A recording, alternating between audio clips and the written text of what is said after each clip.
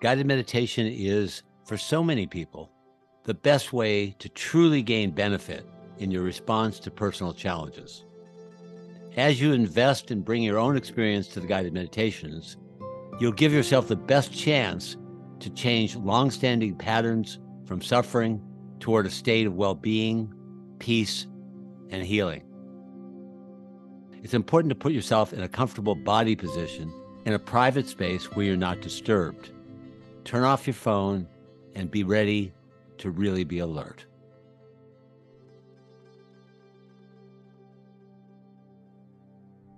So just start off by doing a body scan and seeing, how does your body feel?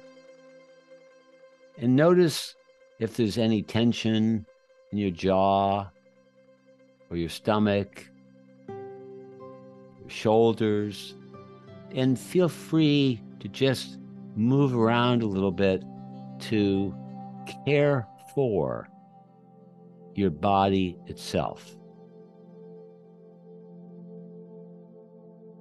See if breathing helps or movement helps, but just know that you want to care for your body's ease, because we can be on such automatic pilot. You can be on such automatic pilot that you forget that, of course, I want to have my body be as relaxed as possible.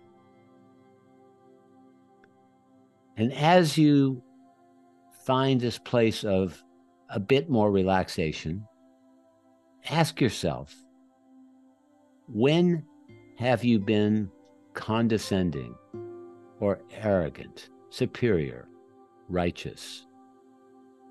And look for examples of it. And if you can't find any examples of yourself, look harder. And also, I'm sure you can at least find examples of people around you that were condescending or arrogant or righteous.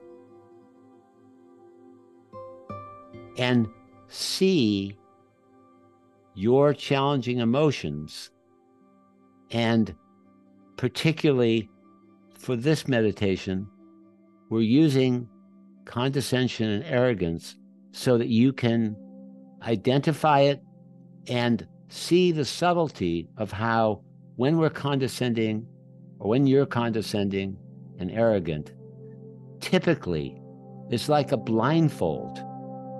It's like it's not socially appropriate to be condescending and arrogant and just say out loud, oh, by the way, I'm just being condescending and arrogant with you.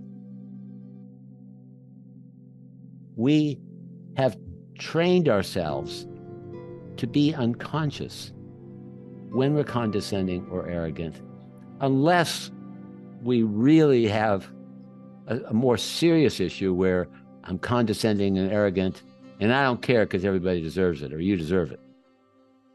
So by being aware of the condescension, arrogance, superiority, righteousness, that is a gift, because by being aware of it, you no longer are being driven by it. You have a choice to be able to start to impact that tone of voice. So just pause again and look at your life situations. Really glimpse the times that you've been interacting, and very likely these kinds of feelings will come out most with what psychology refers to as your attached relationships, which means relationships where you're living with someone or have lived with someone, or they're really important to you, which is a thing that most people don't understand well, because it seems like if somebody's really close to you, they'll be the people that you would not be that way with. But typically, because you need them so much, if they don't fulfill your needs, That's when you see the condescension. So really sensitize yourself to see the paradox that if you can see from a neutral observer, from a witness, from just an honest awareness, this quality coming out of your vocal cords, you've just opened the door to lessen the chance for suffering. So as you keep scanning, just as gently as possible, identify the feeling of condescension and arrogance. And as you do, ask yourself, do I want to find a way to be more caring and still take care of my needs? Well, of course you do if you ask the question. But you need to ask the question.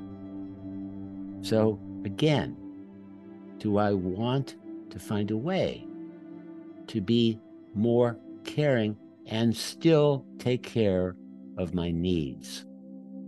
When you're in that moment, you're at a pivotal place where you can change the quality of your relationship. It's quite miraculous when you see how much potency it has if you're honest and humble enough. Humility is a big part of this. Honesty is a big part of this.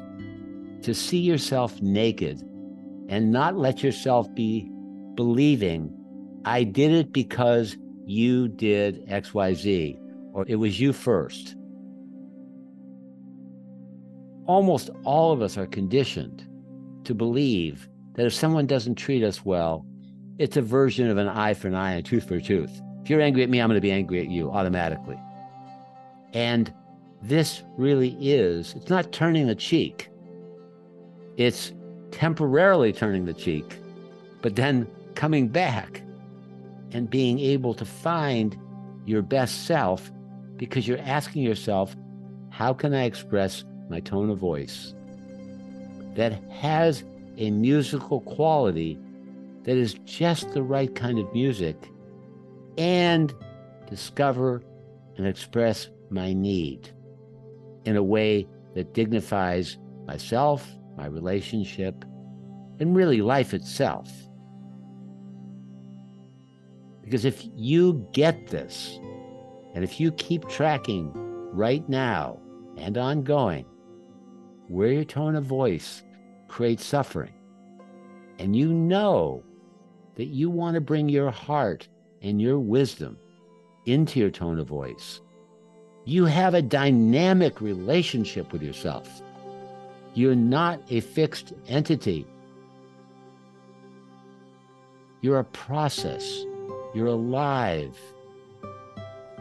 You're using your honesty and your intention to care as a dynamism.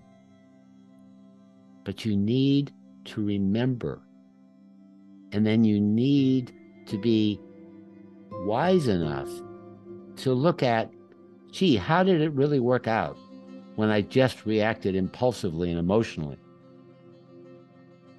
How can I make it work out when I really pause and accept, this is my feeling state. I don't want to just act it out, and I also don't want to suppress it. I want to recognize that it's there. I want to recognize that I have a need that wasn't satisfied.